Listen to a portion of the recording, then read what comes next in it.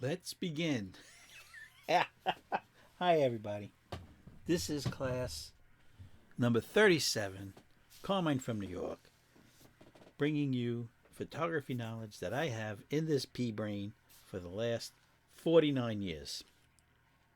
So, what's today's subject? I have been out photographing this whole week in the freezing weather, and I've come across a lot of fellow photographers who do mostly landscape photography and street photography. And I can't help but notice that they overpack with gear that they'll never use on being out for a few hours taking photographs. You have to travel light. It'll be good for you instead of taking this big backpack, okay, or this big shoulder bag, messenger bag, whatever. You have to travel light. Now, what do I mean? All you need when you go out, right, is your camera. In this case, it's the Asahi PENTAX Spotmatic. This model is the SP, okay? So, one camera body, one lens. In this case, it's the Asahi 50mm 1.4, okay? Great lens. That's all you'll need, okay? So, what else do you need with this? Remember, we don't use the battery light meter in here. Too old. It's not going to work. It's not going to be accurate. So, you need your camera, one lens. That's that. Next, you need your Sekonic handheld light meter. One battery in the back, and you're good for the whole day. That battery will last you a year. This goes in your back pocket. Now, here's the question about film.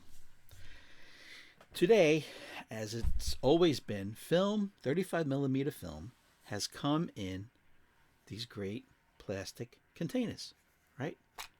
Right? Your film goes in there. You lock it up. You put it in your pocket. You don't need the box. These are crush-proof, moisture-proof, rain-proof. These are awesome. The history of these canisters goes way back. How about, did you guys know that Ilford sold a product called HP3? It came in metal canisters with rubber gaskets on the inside to keep it fresh, moisture-proof, rain-proof, because they knew you guys were going to put this in your pocket and get sweaty, right? So Kodak, they had a whole line of their own canisters, right? And the codes, these were all codes. Yellow and green. Let's see if I remember. Let's see. If it had a red cap, I don't have a red cap. If it had a red cap and a yellow body, it was one of the Kodachrome products. If it had a blue top and a yellow body, that was one of their Ektachrome products, right? But this one, I looked it up, this metal canister with also, it had a rubber gasket inside, right? This combination of yellow body from Kodak and green top was their Super Double X black and white film. Okay, so what am I getting at? When you go out shooting, right, these days you have your plastic canister with your film and you're good to go. You take as many rolls as you have, as you want. I always go out with 4 rolls. Now, 35mm film till today still comes with a nice hardy case, a canister for your 35mm film. Back in the day, Ansco used to sell their 120 film also coming in with a nice metal tube, okay? But back then, it didn't come with the foil wrapper. This acted as your foil vapor barrier, okay? But crush proof, okay? So, for all of you 120 film shooters, your medium format shooters, right? Sure, you could take this big giant thing that holds 5 rolls, right? Who's got a pocket for this thing? Okay? Plus, it opens up too easily, and I had to write on it, this is the bottom and this is the top, because you know how many times you open it up and they're all on the floor. Okay? I am not a fan of these. This is what I'm a fan of. And a shout out goes to the Film Photography Project.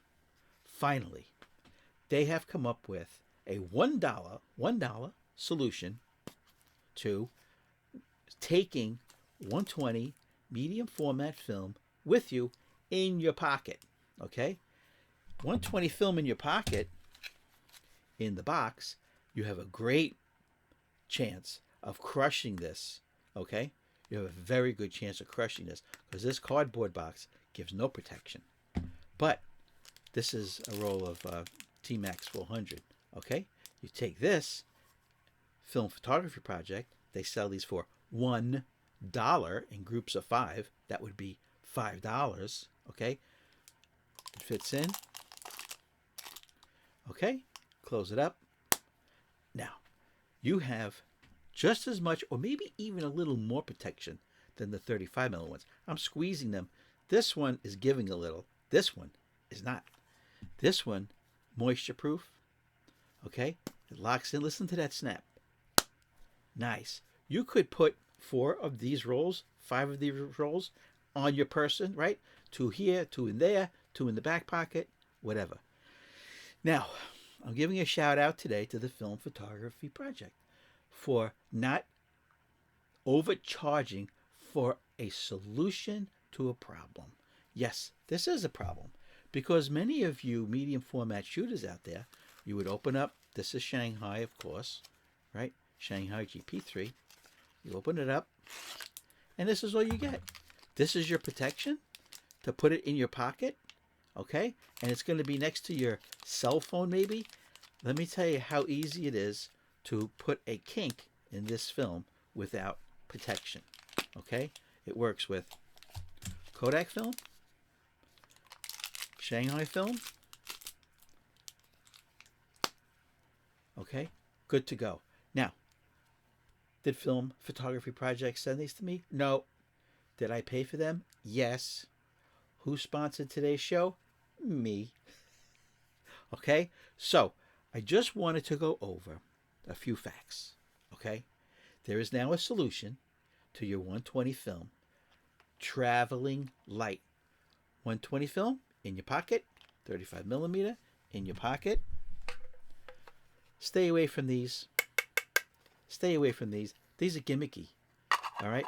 These, okay, you open this upside down, okay, all your film's all over the floor, or worse, okay, or worse. All right? 1 roll at a time. Film Photography Project, $1 a piece. They come in packages of 5, okay? Treat yourself, $5, okay?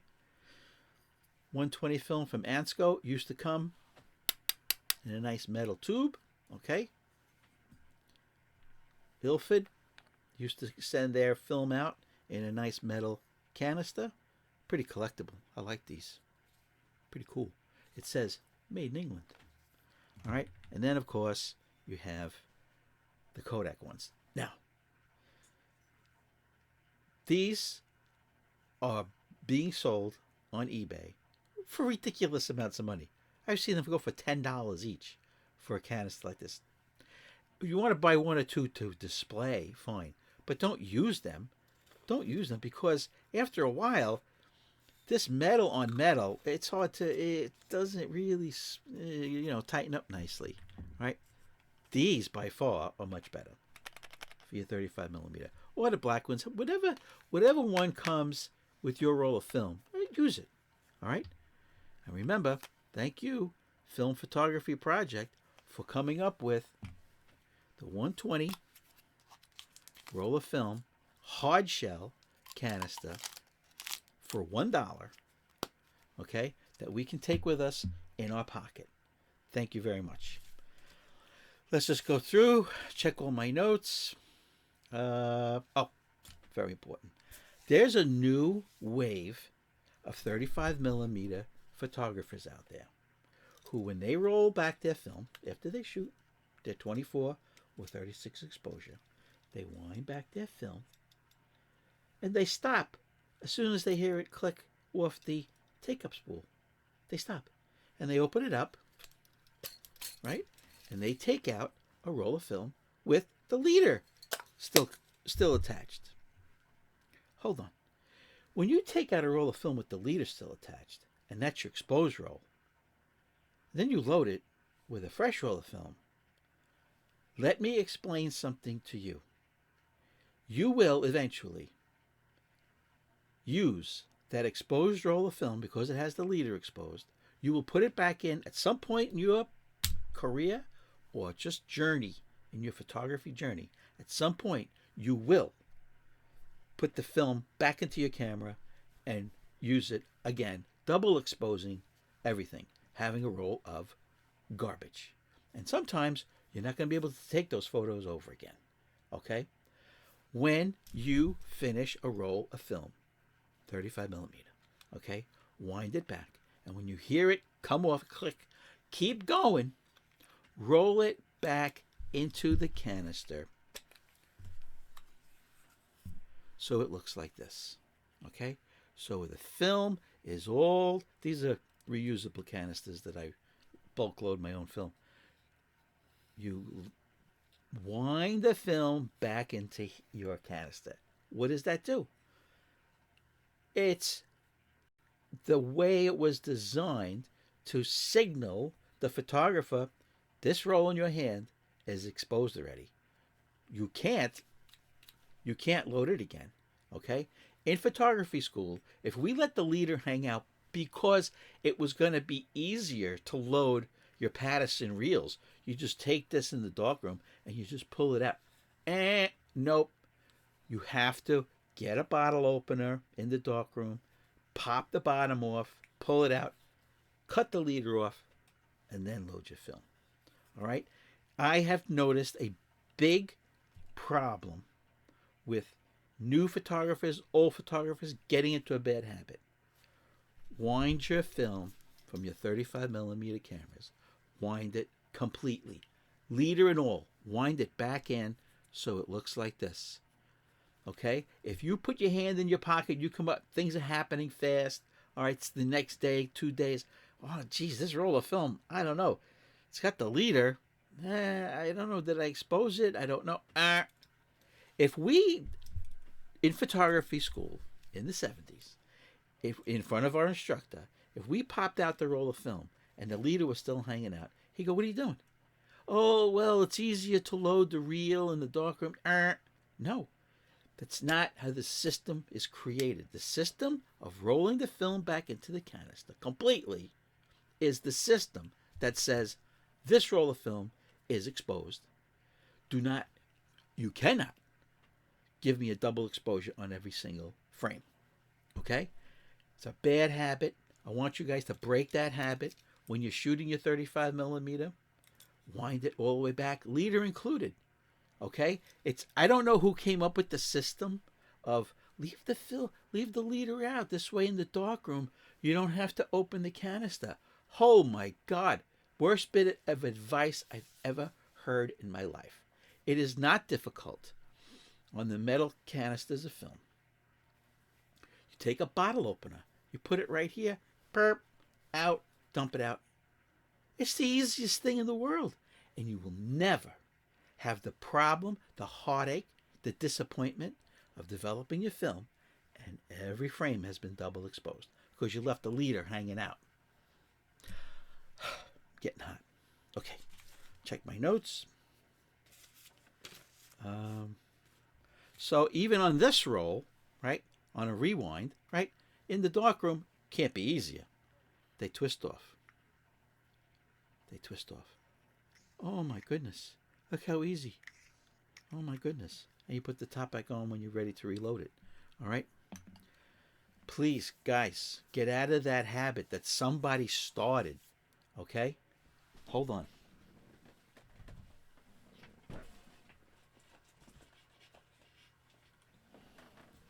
You think I'm making this up? Here's a roll, 35 millimeter film. Shanghai. GP3. Are they sponsoring this episode? No. Who bought this? Me. Okay. Okay. You open up, there's a fresh roll. Okay. Comes in the gorgeous, reusable film canister. Okay. Thanks to Film Photography Project, they have one too now. Okay. You open it up. This is what a fresh roll of film is supposed to look like with the leader. Okay? Okay? This is the way a fresh roll of film is supposed to look. Meaning, it's not exposed. After you shoot your roll, you can't advance it anymore. You rewind it, and you rewind that leader. You rewind that leader all the way into the canister. This way, when you open up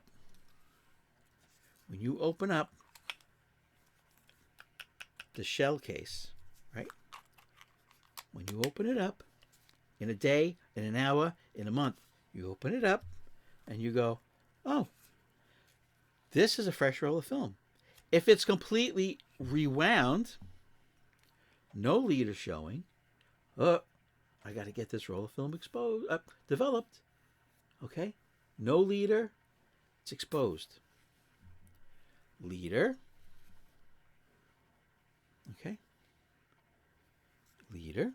If the leader is out, okay? It's a fresh roll of film.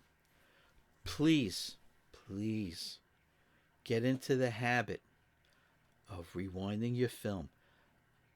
If you're not developing your film yourself, if you're sending it out, the lab does not appreciate you leaving a little leader for them. They don't appreciate that. Wind it completely. They know how to open up canisters of film. Some of them have it built into the wall. It's like an old-fashioned Coke bottle opener. Burp, burp, right? Some use the handheld one. I use the handheld one. Okay? So, that's my tip. Big, big, big educational tip for you guys today. Rewind the 35mm film completely into the canister, including leader.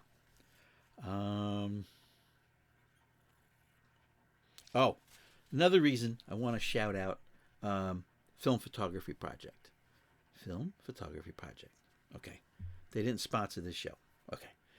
They are the ones that put together a C41 color negative kit for $25 to develop color negative film, complete with instructions, all the chemicals, the bleach, the fixer, the developer, everything. Okay? They have videos online on YouTube from them on how to use their kit. $25. They are the ones that got me to start developing color negative C41 film. They made it affordable. They made it convenient. They made it accessible to everyone. Who loves film, black and white or color photography, more than Film Photography Project, besides me? Probably nobody. Okay? They love film. They are analog photography angels. Okay. So, what else did I want to say? Folks, that's it. We went 18 minutes. All my comments that I get in my emails or direct messages, whatever, they say, Carmine, you're going too long. 60 minutes. You're killing us. Okay, guys. This has been photo class number 37. Carmine from New York. Please subscribe. Right over here. Right over here. Hit the button. Hit the red button. It costs you nothing. It costs you nothing. It makes me happy. You'll get notified whenever I make another video. It's a win-win. All right? Give me a thumbs up. Just do it. Give me a thumbs up. It makes me feel happy. It'll make you feel happy. No thumbs down. Nobody likes a thumbs. Who likes this? We don't do that. Now, comment below or email me directly. Some people don't like to leave comments. blackandwhitephoto@aol.com.